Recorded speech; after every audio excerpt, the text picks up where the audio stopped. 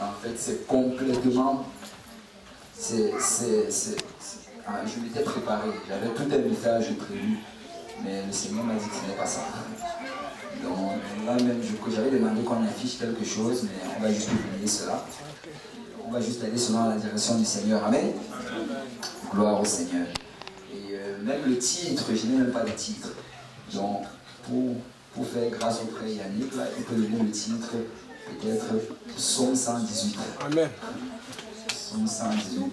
Et on va aller dans nos Bibles. Et on va aller dans le Psaume 118.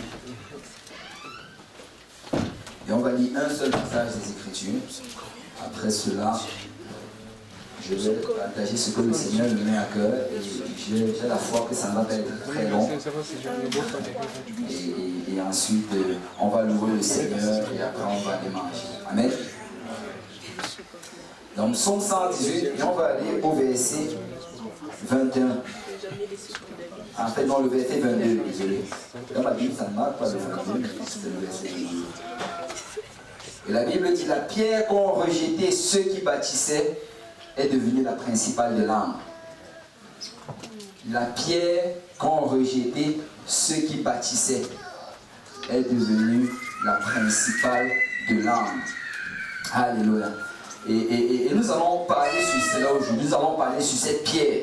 Et David a appelé cette pierre le rocher de mon salut. Dans d'autres endroits, on te parle de la pierre angulaire. On te parle de la pierre, la principale de l'âme. Et nous savons que cette pierre, c'est Jésus. Amen. Parce que c'est la même pierre qui suivait Israël dans le désert. Et c'est la même pierre qui pourvoyait pour l'eau dont ils avaient besoin dans le désert. Et je sais que cette pierre est parmi nous. Amen. On va élever nos voix, on va prier. Alléluia. Seigneur Dieu Tout-Puissant, merci Père pour ton amour, merci pour ta grâce. Merci Seigneur pour ta présence que nous pouvons ressentir en ce lieu. Père, tu es notre pierre, tu es notre rocher.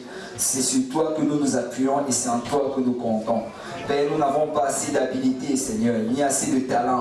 Mais Seigneur, nous savons, Papa, que toi, tu possèdes toutes choses. Et que si nous restons en toi, si nous demeurons en toi, Père, toutes tes habilités, tout ton talent et toute ta puissance va pouvoir s'écouler au travers de nous pour faire une grande œuvre, Seigneur, dans cette génération. Père, je prie, Seigneur, alors que nous allons entrer dans la prédication de la parole de Dieu, oins-moi, Seigneur, afin que j'enseigne ta parole, Père, et que je la prêche sans crainte ni faveur, mais que j'annonce tes oracles à ton peuple. Oins-nous tous ensemble afin qu'on la reçoive, Seigneur, qu'elle trouve une place fertile dans notre cœur et produise du fruit qui nous mène jusqu'à la vie éternelle. Seigneur, j'ai vu dans ton saint nom que nous avons prié. C'est l'assemblée peut dire au nom de Jésus. Au nom de Jésus. Alléluia. Si on peut battre notre Seigneur avant de nous asseoir. Merci Seigneur. Merci Seigneur. Merci Seigneur. Alléluia. Alléluia. Vous pouvez vous asseoir. Et comme je l'ai mentionné, j'avais un message prêt. Et le message, j'étais content parce que tout était prêt. Mais là, le Seigneur me met dans les trous. Mais je sais qu'il va faire un meilleur travail. Amen. Et la Bible dit que quand on vous amène à un jugement, ne vous inquiétez pas de ce que vous allez dire. Amen. Parce qu'à l'instant même, le Seigneur va mettre les mots à votre bouche. Donc si quelqu'un peut prier pour moi alors que je prêche la parole du Seigneur. Le rocher de mon salut. Quand tu regardes dans la parole de Dieu, à plusieurs endroits, David appelle l'Éternel le rocher de son salut. Il appelle le rocher sur lequel il s'appuie. Le rocher, en fait, le rocher qui va le soutenir. Et quand tu regardes, le Seigneur utilise beaucoup le mot rocher dans l'Ancien Testament. Et dans tous ces endroits qu'on l'utilisait, nous devons réaliser qu'on est en train de parler du Seigneur Jésus. Amen. Parce que la Bible nous dit dans le livre de Corinthiens, c'est 1 Corinthiens, si quelqu'un peut regarder cela rapidement, 1 Corinthiens chapitre 10. Si on peut afficher à l'écran, comme ça je n'aurais pas à traîner à chercher dans ma Bible. 1 Corinthiens chapitre 10 à partir du verset 1.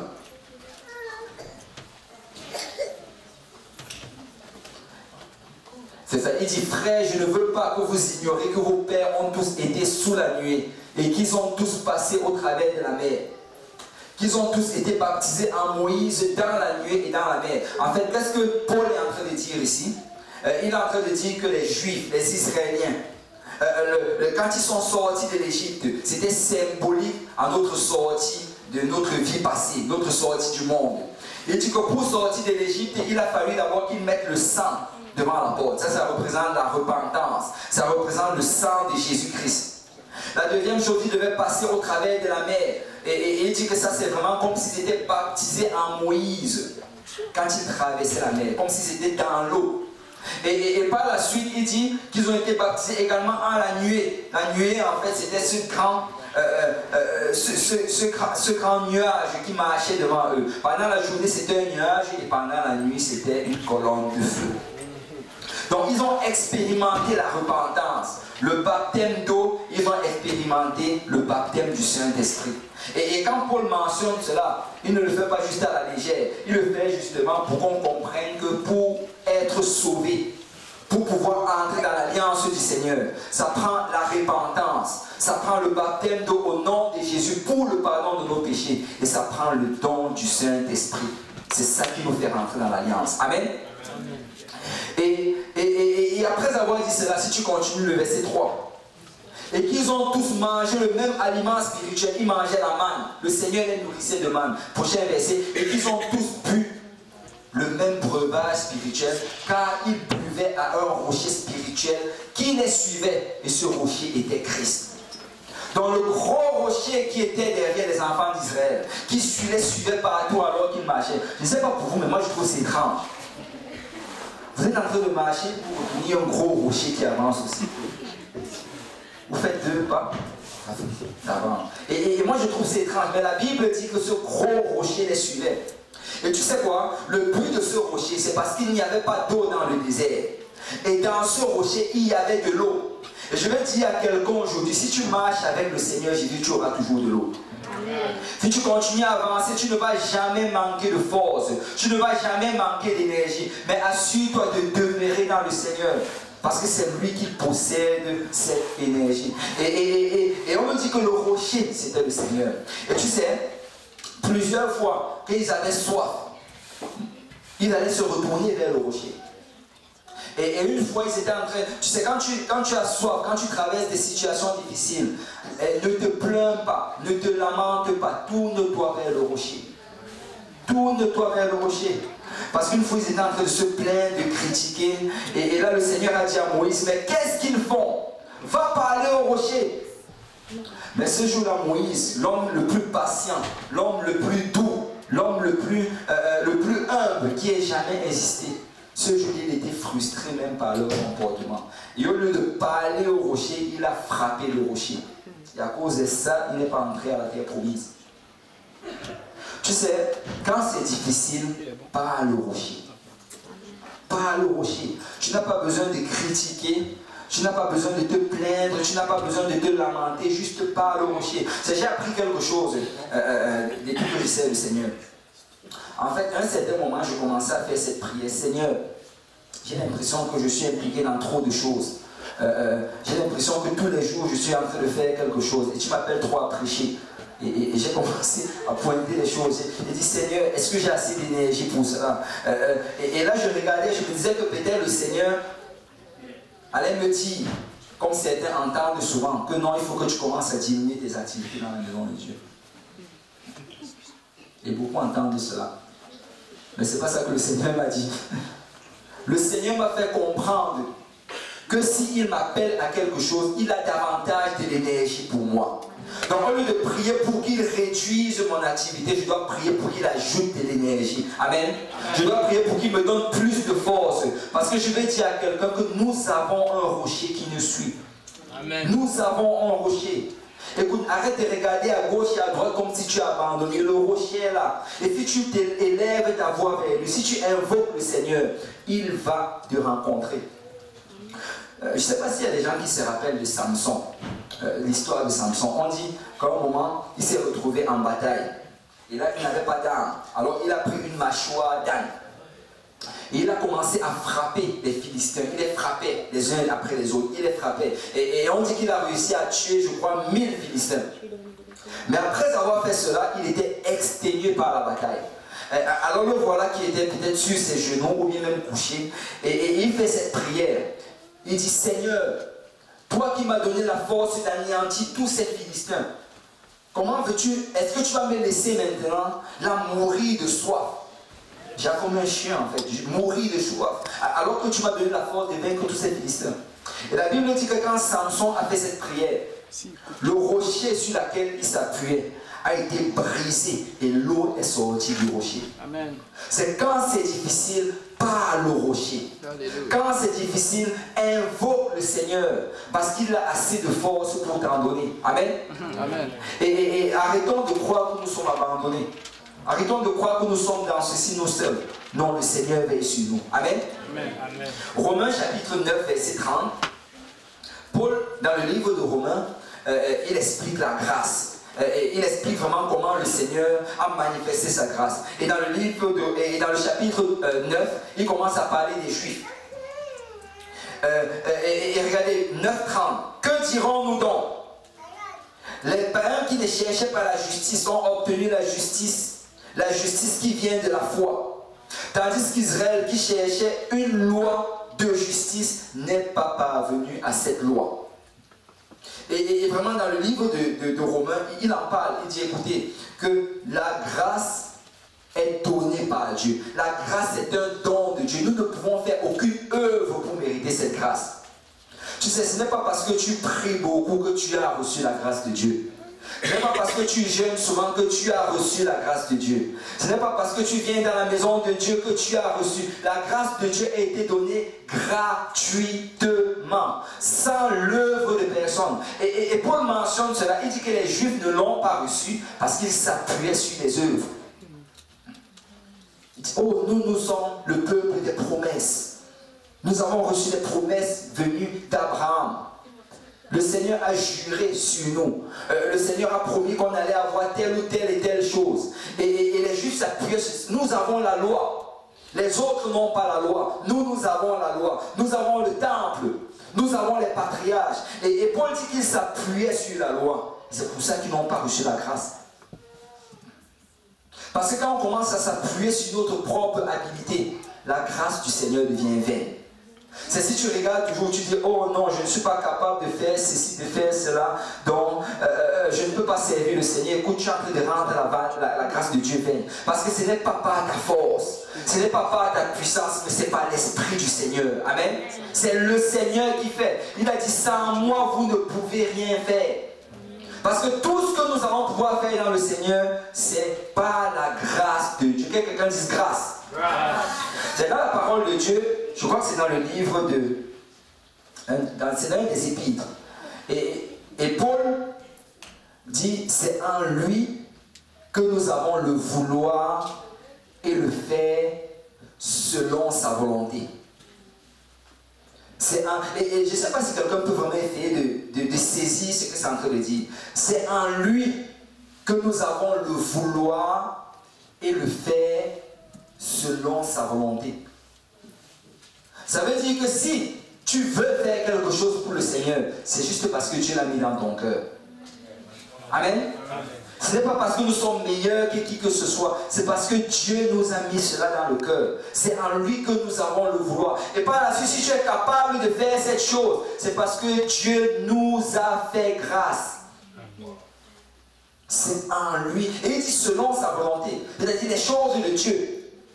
Les choses de Dieu que nous voulons faire, les choses de Dieu que nous sommes capables de faire. Si tu es capable de prier, si tu es capable de lire la parole de Dieu, d'enseigner, de donner une étude biblique, c'est par la grâce de Dieu.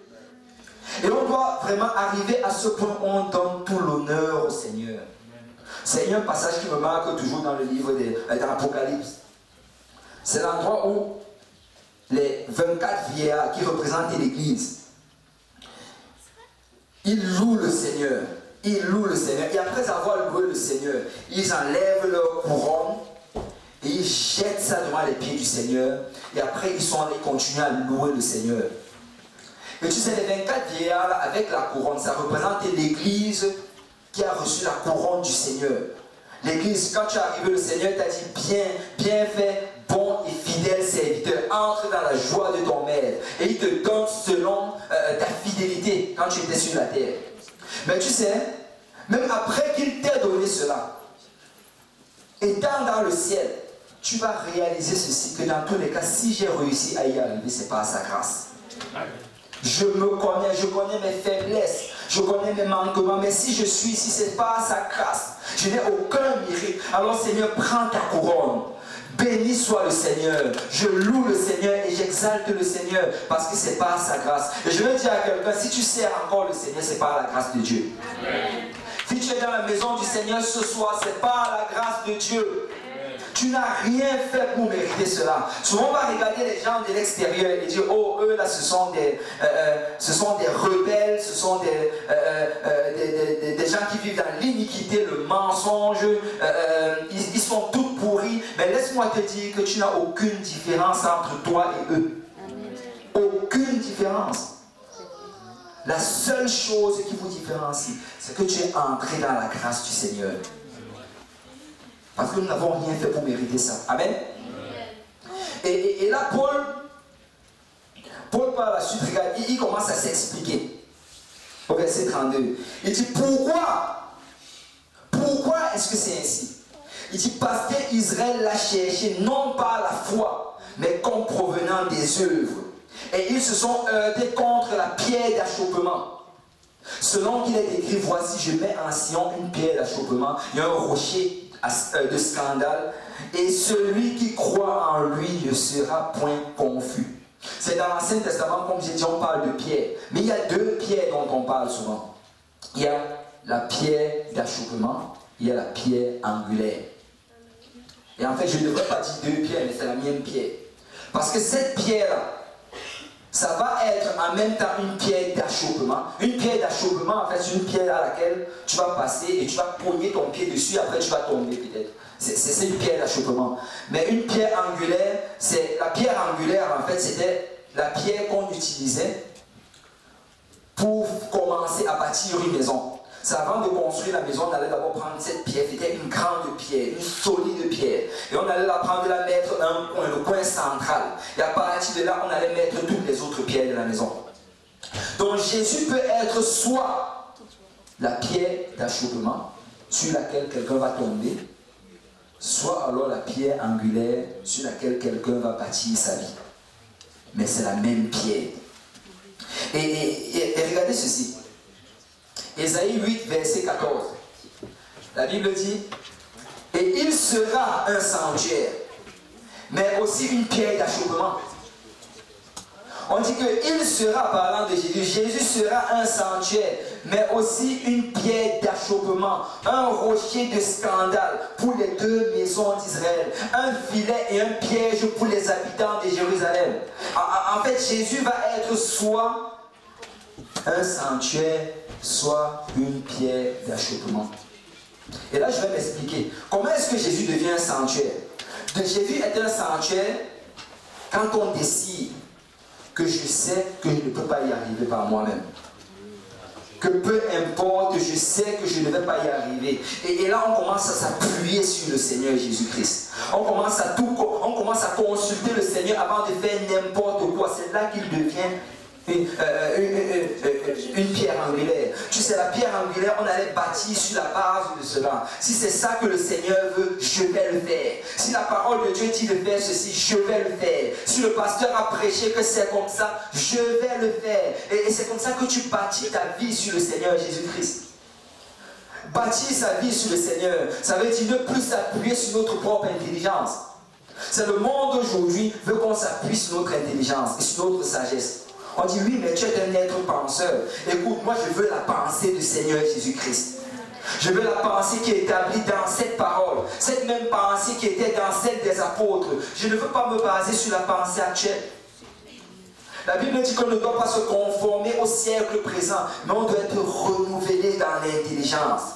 Renouvelé alors qu'on lit la parole du Seigneur, alors qu'on entend des prédications. Écoute, peu importe quel fondement était déjà établi dans nos vies, on doit arracher ces fondements et mettre le fondement du Seigneur.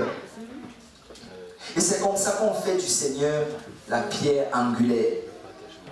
Et tu sais, quand le Seigneur est une pierre angulaire dans ta vie, quand tu tombes, tu réalises que dans tous les cas, si j'étais debout, ce n'était pas par ma propre force. Si je suis tombé, c'est parce que le Seigneur m'a laissé tomber et il veut que je me relève. Parce que ne te réjouis pas à mon sujet, mon ennemi. Si je suis tombé, je me relèverai. Et si je suis assis dans les ténèbres, l'Éternel sera ma lumière. Parce que je ne m'appuie pas sur mes habilités, je m'appuie sur l'Éternel.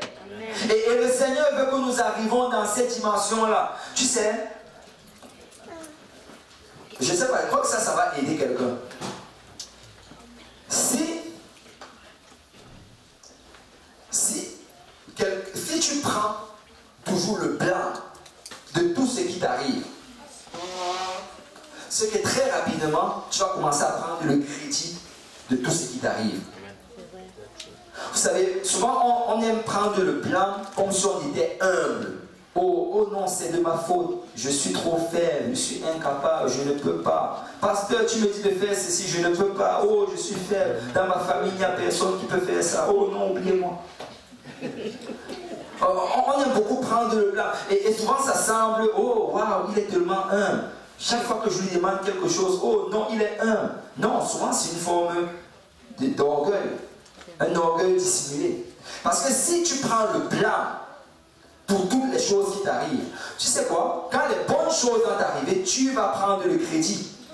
Amen? Est-ce que ça fait du sens? Amen. Tu vas prendre le crédit. Oh oui, j'ai jeûné 7 jours, hein, je suis fort. Je suis fort. Pourquoi? Parce que justement, quand tu n'as pas réussi à jeûner, oh, je suis faible. Ce n'est pas toi, c'est le Seigneur.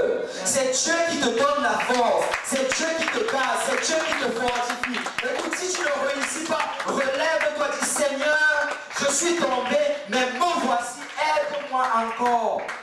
Aide-moi encore. Parce que ce n'est pas selon nos forces, c'est selon le Seigneur. Si quelqu'un peut regarder rapidement Ésaïe chapitre 12.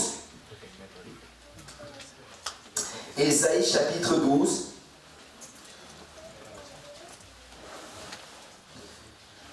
Il dit, tu diras en ce jour-là, je te loue, ô Éternel, car tu as été irrité contre moi, ta colère s'est apaisée et tu m'as consolé. Waouh! Vous savez, arrêtons de blâmer le diable pour les choses. Amen. Arrêtons de... Il y a des gens qui passent leur vie à prier le diable. Quand je dis prier le diable, les gens pensent au satanisme. Non, non, aux chrétiens. Si tu es toujours en train de chasser le diable, condamner le diable, accuser, tu es en train de prier le diable. Parce qu'en fin de compte, tu as passé 1 heure à parler au diable. Amen. Écoute, ici, il parle à Dieu. Le diable fait son travail, mais c'est son problème. Moi, je me tourne vers le Seigneur. Amen. Seigneur, si je n'ai pas réussi, c'est que Seigneur, papa, je crois que tu dois encore me montrer une autre chose. Il y a quelque chose que je n'ai pas pu voir, ou bien que je n'ai pas reçu assez de force, mais je veux revenir au rocher. Seigneur, remets encore de l'énergie en moi. Déverse encore de ton esprit. Donne-moi encore la force pour te servir. Parce que mon espoir, mon espérance n'est pas dans le diable, c'est dans le Seigneur. Et je ne me tourne jamais vers le diable pour l'accuser. Je l'ignore. Vous savez, le contraire de l'amour, ce n'est pas la haine. C'est ignorer. Quand tu ignores quelqu'un, ça c'est le plus haut degré contre l'amour. C'est quand tu dis que tu hais quelqu'un, c'est très possible parce que tu aimes la personne. Je hais ce gars-ci, chaque fois que je le vois, je le hais. Parce que ton cœur bouillonne chaque fois que tu le vois. Parce que si tu ne l'aimes pas vraiment, tu vas l'ignorer. Ignorons le diable. Servons le Seigneur. Passons du temps avec le Seigneur. Parce que réellement, nos yeux doivent être tournés vers lui. Et il ne se tourne pas vers le diable. Il dit, ta colère s'est apaisée et tu m'as consolé, Seigneur. Voici, Dieu est ma délivrance. Je serai plein de confiance et je ne craindrai rien. Parce que quand Dieu est ta délivrance, tu n'as pas besoin de craindre. Car l'Éternel est ma force et le sujet de mes louanges. C'est lui qui m'a sauvé. Amen. Et il dit, vous puiserez de l'eau avec joie aux sources du salut. C'est quand tu t'approches du Seigneur, tu peux puiser de l'eau avec joie. Tu ne vas jamais quitter la présence du Seigneur amer. Tu ne vas jamais quitter la présence du Seigneur découragé. Si tu rentres vraiment dans la présence du Seigneur et tu dis, Seigneur, je me confie en toi, je m'abandonne en toi, je ne m'appuie pas sur mes habilités. Quand tu vas t'élever, tu vas dire, écoute, ce n'est pas par moi, c'est par le Seigneur. Donc sûrement, nous allons faire des exploits. Sûrement, je vais y arriver. Parce que ce n'est pas moi qui vais le faire. C'est quand tu es dans une équipe gagnante, pour ceux qui ont fait le sport, là, quand tu es dans une équipe gagnante, quand tu es dans une équipe où tu as le meilleur joueur, écoute, tu marches avec assurance. On va te regarder, peut-être même tu es le plus proche de l'équipe, mais je suis dans l'équipe gagnante. Nous avons gagné la coupe. Amen. Amen. Amen. Je me rappelle, il y a souvent dans la Coupe du Monde, on voit souvent le moment qu'on donne les médailles d'or. Quand on donne les médailles d'or, tous les joueurs vont venir prendre la médaille d'or. Et là, tu vas voir même des gars qui ont chauffé les bancs pendant toute la compétition. Ils viennent, ils sont souvent les premiers à courir prendre la... Champion du monde! Il n'a même pas touché le ballon. Mais il est dans l'équipe gagnante et tu es dans l'équipe gagnante. Amen. Donc marche la tête haute, marche avec assurance, parce que notre capitaine, le Seigneur Jésus, nous donne la victoire. Il nous donne la victoire. Et vous direz en ce jour-là, louez l'Éternel, invoquez son nom, publiez ses œuvres parmi les peuples, rappelez la grandeur de son nom, célébrez l'Éternel, car il a fait des choses magnifiques, qu'elles soient connues de toute la terre. Pousse des cris de joie et d'allégresse, habitants de Sion, car il est grand au milieu de toi, le Saint d'Israël. Waouh! Waouh! Le Seigneur dit que quand tu t'appuies sur lui, qui va te donner la victoire? Tu vas louer le Seigneur. Amen. Tu vas adorer le Seigneur. Tu vas le célébrer. Et tu vas commencer à raconter ça à tout le monde. Parce que tu sais que ce n'est pas par toi-même. Tu sais que c'est par le Seigneur.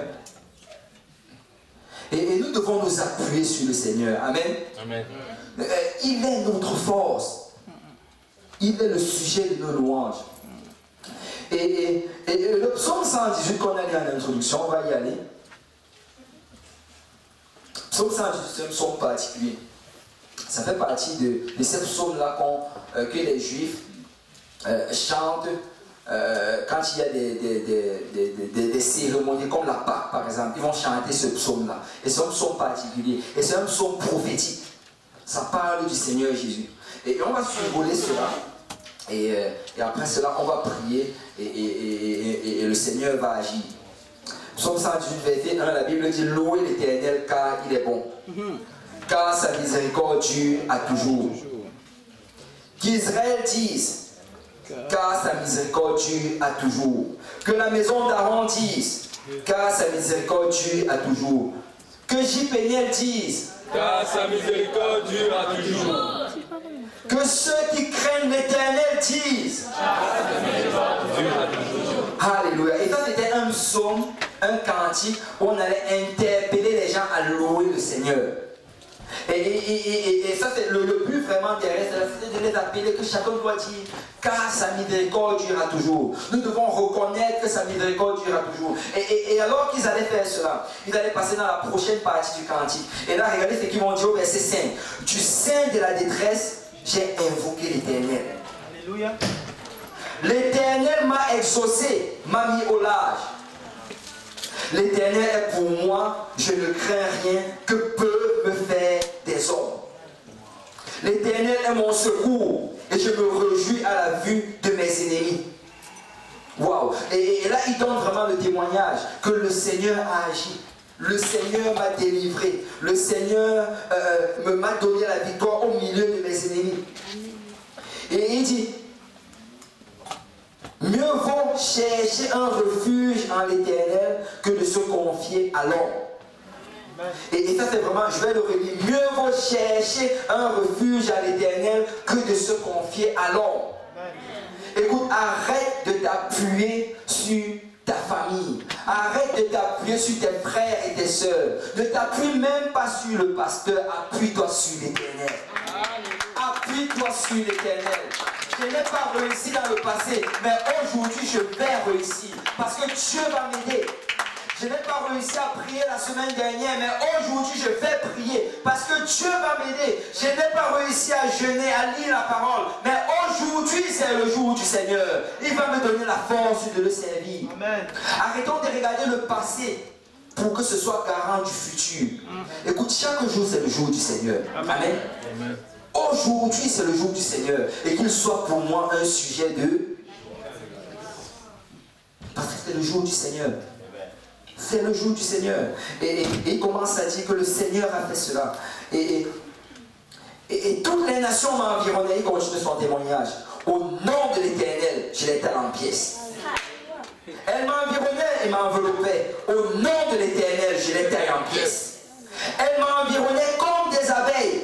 Elle s'éteigne comme un feu d'épine. Au nom de l'Éternel, je l'étale en pièces. Wow. Et vous savez, il n'avait même pas le nom de l'Éternel. Mais rien que le fait de faire référence à cela, c'était assez puissant pour tailler en pièces ses ennemis. Qu'en est-il de nous qui avons le nom de l'Éternel? Qu'en est-il de nous qui connaissons le nom de l'Éternel? Et quel est le nom de l'Éternel? Jésus. Wow.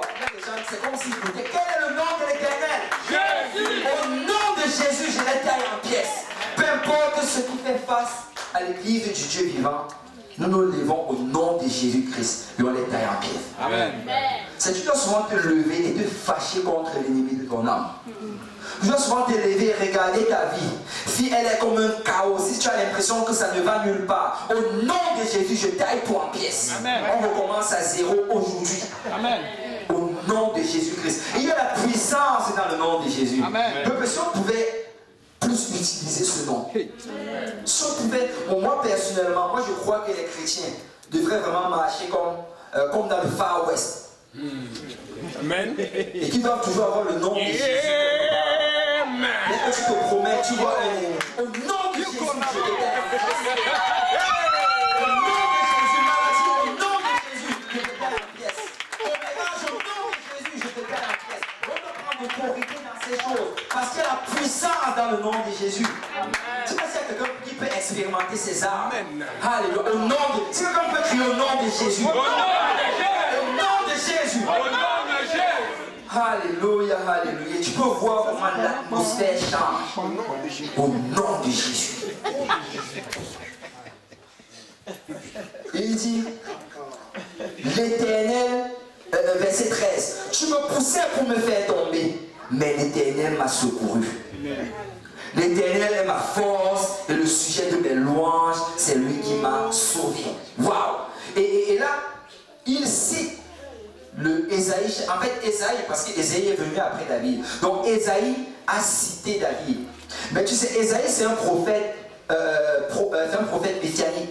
Et si tu regardes bien, Ésaïe chapitre 12, tous les endroits où tu vois sauvé, tous les endroits où tu vois salut, en hébreu, c'est Yeshua, c'est Jésus. En fait, dans tout le livre, dans tout le chapitre 12 du livre d'Ésaïe, on te parle de Jésus. Que Jésus est le rocher du salut. Jésus est celui qui m'a exaucé. Jésus est celui qui m'a délivré. Jésus est au contrôle de toutes choses. Au nom de Jésus, je l'éternel. Et l'autre verset 15, il dit des cris de triomphe et de salut. Ça, c'est encore de Jésus. Des cris de triomphe et de Jésus. C'est pas s'il y a des gens qui peuvent crier vers le Seigneur.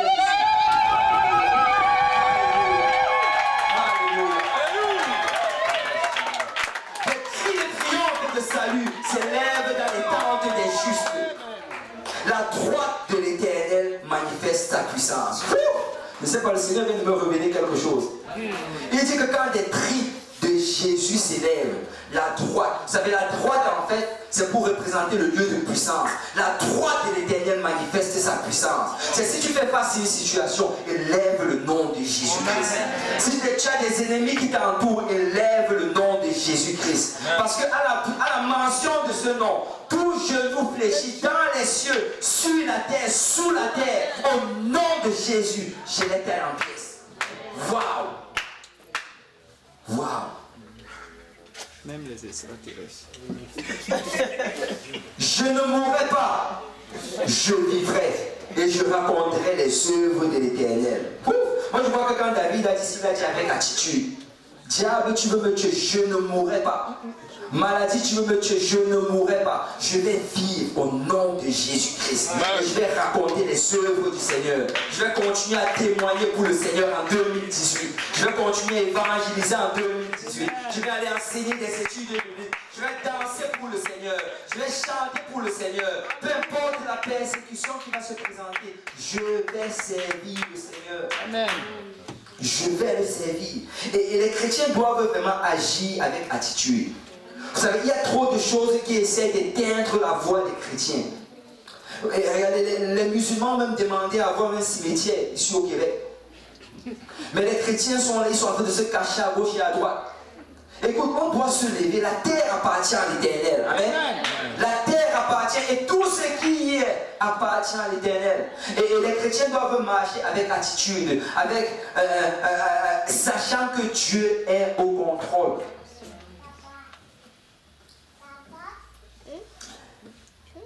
Mais il ne m'a pas livré à la mort. Pardon. Et là, il continue à citer en fait. Ésaïe en fait a cité tout ceci. Le verset 18 dit, l'Éternel m'a châtié, mais il ne m'a pas livré à la mort. Ouvrez-moi les portes de la justice. J'entrerai, je louerai l'Éternel. Wow. Quand tu regardes tout ce passage, ça ne fait que te ramener à Jésus. Jésus a dit qu'il est la porte. Jésus a dit qu'il est la porte. Voici la porte de l'Éternel. C'est par elle qu'entrent les justes. Waouh! C'est si tu veux entrer dans le royaume du Seigneur, c'est par le Seigneur Jésus-Christ. Parce que Jésus est la porte du Seigneur. C'est par elle qu'entrent les justes. Et il dit, je te loue parce que tu m'as exaucé, parce que tu m'as sauvé. Et regardez maintenant à partir du verset 22 qu'on a lu en introduction. La pierre qu'ont rejeté ceux qui bâtissaient est devenue la principale de l'âme. La pierre qu'ont rejeté ceux qui bâtissaient est devenue la principale de l'âme. On va aller rapidement dans le livre des Actes. Actes chapitre 4. Vous savez, le Seigneur Jésus, il a passé 3 ans et demi à enseigner les apôtres. Et avant d'aller au ciel, il leur a dit, allez attendre à Jérusalem. Je vais vous envoyer la promesse venue du Père. Je vais vous envoyer le Saint-Esprit. Ne commencez rien sans avoir reçu le Saint-Esprit. Et ils sont partis. Et dans Actes chapitre 2, on voit comment le Saint-Esprit vient sur eux. Et là, ils commencent à parler en d'autres langues selon que l'Esprit leur donne de s'exprimer. Et les gens viennent, 3000 personnes, ils regardent, ils sont surpris par le spectacle. Certains se moquent, d'autres se posent la question. Et là, Pierre se lève et il leur prêche le premier message de l'Église. Il leur dit, répentez-vous. Si quelqu'un peut m'afficher d'abord Acte 2, 38. Répentez-vous et que chacun de vous soit baptisé au nom de Jésus pour le pardon de vos péchés. Et vous recevrez le don du Saint-Esprit. Acte 2, 38, s'il vous plaît. Et il leur a prêché ce message. Et ça, c'est le message de l'Église. Parce que quand tu regardes tout à travers le livre des Actes, c'est le même message que tous les apôtres prêchent. Ils prêchent toujours ce message. Partout où ils vont, ils prêchent ce message. Et même dans le livre de 1 Corinthiens, chapitre 15, Paul écrit une lettre aux gens de Corinthe. Et dans la lettre, il commence d'abord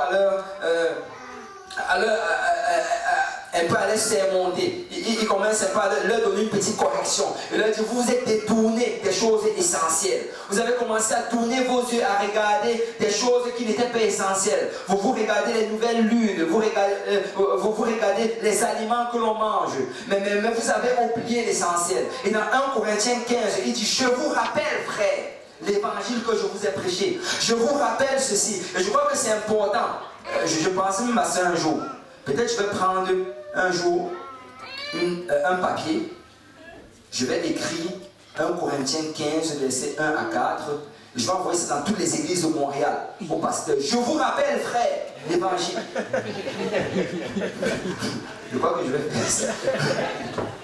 Mais Paul leur dit, je vous rappelle, frère, l'évangile que je vous ai enseigné et par lequel vous êtes sauvés. Et donc, il dit, je vous rappelle que je vous ai enseigné et que vous avez reçu reçu d'abord et par lequel vous êtes sauvés. Parce que la première des choses, c'est d'abord de recevoir l'évangile. Tu sais, on dit l'évangile, on peut l'annoncer à quelqu'un, mais il faut d'abord qu'il la reçoive. Si tu ne la reçois pas, ça n'aura aucun effet sur toi. Et par la suite, il dit, dans lequel vous avez persévéré. Et pour persévérer, on va y arriver. Prochain verset, verset 2. Et par lequel vous êtes sauvés, nous sommes sauvés par l'évangile. Tu sais, le seul moyen d'être sauvé, c'est en obéissant à l'évangile. Et il dit, si vous le retenez tel que je vous l'ai annoncé, autrement vous aurez cru en vain. Waouh, ça c'est terrible. Le Seigneur dit que si tu n'as pas retenu l'évangile tel qu'il était annoncé, ta croyance était vaine. Et lui commence à dire, c'est quoi l'évangile? Il dit, je vous ai enseigné avant tout, comme je l'avais aussi reçu, que Christ est mort pour nos péchés. La première partie de l'évangile, c'est que Christ est mort. Que quelqu'un dise, Christ est mort. Christ est mort. Et ensuite, qu'il était enseveli, et qu'il est ressuscité le troisième jour selon les Écritures. Que quelqu'un dise enseveli. La deuxième partie de l'évangile, c'est que Christ était enseveli. Et quelqu'un dise ressuscité. Et la troisième partie, c'est que Christ a été ressuscité. Donc l'évangile, c'est la mort, l'ensevelissement et la résurrection de Jésus-Christ. Et Paul leur dit, écoute, c'est tout ce que vous devez prêcher. Arrêtez de vous battre sur les dons spirituels. Arrêtez de vous battre. Et vous savez, notre génération aime les dons spirituels. Waouh! Je crois que c'est parce qu'on est trop habitué au Marvel. Non, ce n'est pas de ça dont il est question. Les dons spirituels, le Seigneur l'utilise pour l'édification de son Église. Mais ce n'est pas ça ton but ultime. Notre but ultime, c'est d'aller au ciel. Amen. Notre but ultime, c'est que notre nom soit écrit dans le livre de vie. Amen. Et alors que nous cherchons cela, le Seigneur va donner des dons pour édifier son Église. Amen. Amen. Et là, il dit, arrêtez de vous battre sur cela. Voici l'évangile. Prêchez la mort, l'ensevelissement et la résurrection de Jésus-Christ. C'est ça l'évangile. Et il dit que si on change cet évangile, notre croyance sera vaine. Et Pierre, le jour de la Pentecôte, si on peut revenir rapidement dans Acte 2:38, le jour de la Pentecôte, Pierre donc prêche. Et après avoir prêché dans Acte 2:37, les frères lui disent, mais que ferions-nous? Tu viens de dire que Christ est mort, il est enseveli, il est ressuscité. Qu'est-ce que nous on doit faire? Et Pierre leur dit dans Acte 2:38, répentez-vous. Et la repentance, c'est pour s'identifier à la mort de Jésus. Amen. Comme Christ est mort, nous devons nous repentir. C'est-à-dire, dire bye bye à l'homme passé. Amen. Que l'homme passé soit mort à nos yeux.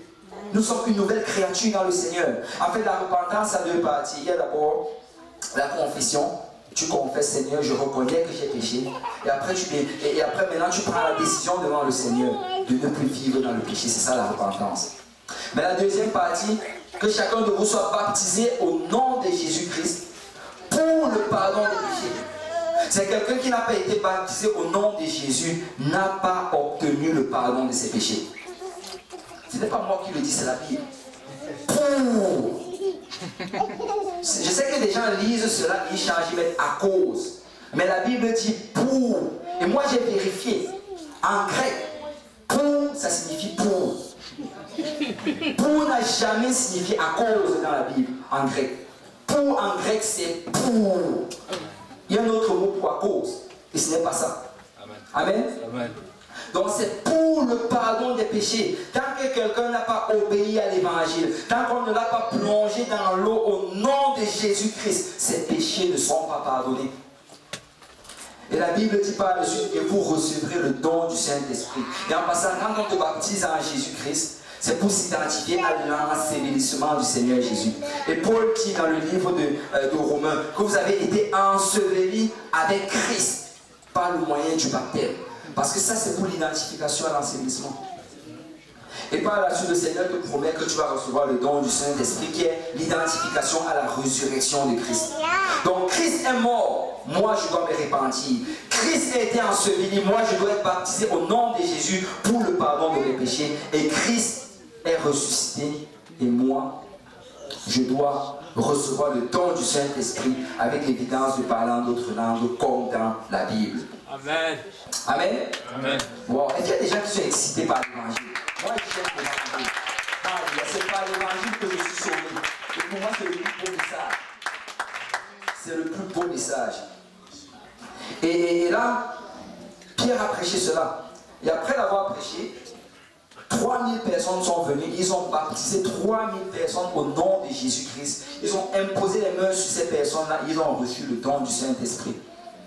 Et moi je crois que bientôt on va voir ces choses arriver. Amen. Bientôt nous allons le voir. Le Seigneur a dit que la pluie de la dernière saison sera plus abondante que celle de la première. Amen. Donc on aura un jour un service.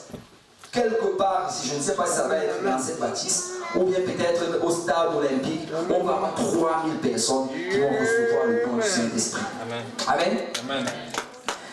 Et après cela, donc Pierre se lève, il va dans le temple. Après un jour, quelques jours plus tard, alors qu'il marchait, un miracle se produit. Et là, la foule vient.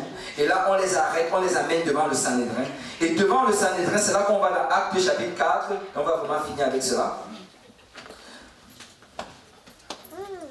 Actes chapitre 4. On nous dit qu'il s'est levé, il a commencé à parler devant le Sanhédrin, devant ces hommes religieux. Et au verset 8, on dit, alors Pierre, rempli du Saint-Esprit, leur dit, chef du peuple et ancien d'Israël, puisque nous sommes interrogés aujourd'hui sur un bienfait accordé à un homme malade, afin que nous disions comment il a été guéri. Sachez-le tous, et que tout le peuple d'Israël le sache. C'est par le nom de Jésus-Christ de Nazareth que vous avez crucifié, et que Dieu a ressuscité des morts. C'est par lui que cet homme se présente en pleine santé devant vous. Waouh! Je ne sais pas, le Seigneur vient de me faire voir une autre chose ici. Tu sais, on l'appelle, on l'accuse. Et pour se justifier, en se justifiant au milieu de tout cela, il glisse l'évangile. C'est pas s'il y a quelqu'un qui a saisi cela. Il a glissé l'évangile, c'était comme une petite talouche par derrière. Amen, amen, amen. Parce que Jésus, que vous avez crucifié et qui a été ressuscité, qu'il était guéri. Il a prêché, c'est ça l'évangile, amen. Amen. Il a prêché l'évangile, parce que les apôtres prêchaient l'évangile partout où ils allaient. Pour eux, ils avaient le nom de Jésus ici, mais ils avaient l'évangile également ici. C'était rapide. Et il dit, sachez-le tous. Non, ça je viens de le dire. Et regardez maintenant le verset 11. Jésus est la pierre rejetée par vous qui bâtissez et qui est devenue la principale de l'angle. C'est les Juifs, ils avaient rejeté le Seigneur Jésus. Et ils avaient même demandé aux apôtres de ne plus mentionner son nom. Vous pouvez faire ce que vous voulez, mais ne mentionnez pas le nom de Jésus. Mais pour Pierre, ici, il rappelle, il dit que c'est de ça dont on parlait dans l'Ancien Testament. Ésaïe a parlé de cela. David a parlé de cela. Jésus est la pierre rejetée par vous qui bâtissez. Amen. Je veux dire à quelqu'un, je ne rejette pas le nom de Jésus. Amen. Ne rejette pas, ça c'est le nom de notre salut. Ça c'est le nom en fait qui peut te délivrer. C'est le nom de Jésus qui fait la différence entre ton ancienne vie et ta nouvelle vie. C'est le nom de Jésus qui te délivre de la sorcellerie. C'est le nom de Jésus qui te délivre de toute forme de lien familial. C'est le nom de Jésus qui te guérit de toute forme de maladie. Il dit au verset 12, il n'y a de salut en aucun autre, car il n'y a sous le ciel aucun autre nom qui ait été donné parmi les hommes par lequel nous devions être sauvés. Je ne sais pas si on peut bien l'afficher. Il n'y a de salut. Et on avait un rabbin qui était venu nous enseigner là-dessus. Et le rabbin là, il dit hébreu. Et il dit que dans ce passage, en fait, il leur a donné une forte dose du nom de Jésus. Parce que le mot salut en hébreu, c'est Jésus. Yahushua. Et après, quand il m'a à la fin sauvé encore, c'est Jésus. Donc il leur a donné une puissante dose. Il dit, il n'y a de salut en aucun autre, car il n'y a sous le ciel aucun autre nom qui a été donné parmi les hommes, par lequel nous devions être sauvés. Parce que le salut, c'est dans le nom de Jésus-Christ. Si tu veux obtenir le pardon de tes péchés, tu dois être baptisé au nom de Jésus pour le pardon de tes péchés. C'est dans son nom. Vous savez, ces gens-là qui le baptisent au nom de Jésus, vous allez voir, ils vont vous baptiser au nom du Père, Fils et Saint-Esprit. Mais après, pour chasser les démons, ils ne vont pas chasser au nom du Père, Fils et Saint-Esprit. Est-ce que vous avez déjà vu quelqu'un chasser? Je vous chasse au nom du Père, Fils et Saint-Esprit. Non. Parce qu'il n'y a pas de puissance. Eux-mêmes, ils savent qu'il n'y a pas de puissance. Vous priez pour la maladie, ils ne vont pas venir. Au nom du Père, Fils et Saint-Esprit. Non. C'est toujours au nom de Jésus. Au nom de Jésus. Au nom de Jésus. Mais quand vient le temps du baptême, au nom du Père, du Fils et du Saint. Non, non, non, non. C'est au nom de Jésus. Amen. Parce qu'il n'y a de salut en aucun autre nom. Le nom de Jésus, c'est le nom qui apporte le salut. Ce même nom qui apporte la provision dans nos vies. Ce même nom qui apporte la guérison. Ce même nom qui apporte la restauration. C'est par ce même nom que nous obtenons le pardon de nos péchés. Si on peut tous se lever dans la présence du Seigneur.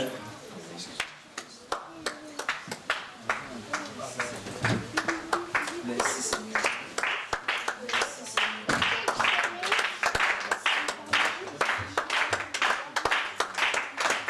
Alléluia. Vous savez, quand tu étudies les encyclopédies chrétiennes, tous sont d'accord que l'Église primitive utilisait uniquement le nom de Jésus. Tous. Même l'encyclopédie catholique, ils sont d'accord de cela. Ils te pointent même les noms des personnes qui ont commencé avec le baptême trinitaire. Mais pendant les 100 premières années, c'était uniquement le nom de Jésus. Mais le monde a voulu s'accommoder. Ils ont introduit beaucoup de nouvelles choses dans l'Église. Ils ont introduit la pénitence, la prière des saints, le purgatoire. Ils ont introduit le baptême des enfants. Un tas de choses. Et au milieu de tout cela, ils ont introduit le baptême au nom du Père, Fils et Saint-Esprit. Mais tu sais, quand Paul est en train de parler, il dit, dans lequel vous devez persévérer. C'est parce que l'Église doit persévérer à prêcher le nom de Jésus. L'Église doit persévérer à baptiser au nom de Jésus. L'Église doit persévérer à élever le nom de Jésus-Christ. Et non seulement ça, mais chacun des enfants de Dieu doivent réaliser qu'il est le rocher de mon salut. Ce n'est pas par ma force, c'est par le Seigneur Jésus. Peu importe le nombre de fois que je vais tomber, peu importe le nombre de fois que je vais être découragé, chaque matin quand je vais me lever, aujourd'hui c'est le jour du Seigneur. Aujourd'hui je vais être meilleur que hier, parce que j'ai le nom du Seigneur Jésus-Christ en moi. Il va m'aider à le faire. Il va m'aider. Alléluia. Alléluia. Nous allons nous appuyer sur le Seigneur. Amen. Est-ce qu'il y a des gens qui vont s'appuyer sur le Seigneur Jésus? Il ne sera pas le rocher de scandale dans ma vie. Il sera le rocher de mon salut. Alléluia. Et on va prendre le temps de s'avancer. On va un peu prier avant de descendre au sous-sol pour partager le repas qu'on a prévu. Est-ce qu'il y a des gens aujourd'hui qui n'ont pas encore été baptisés au nom de Jésus-Christ pour le pardon de leurs péchés? Nous avons des vêtements de rechange et tu peux porter ce nom aujourd'hui. Alléluia. Merci Seigneur.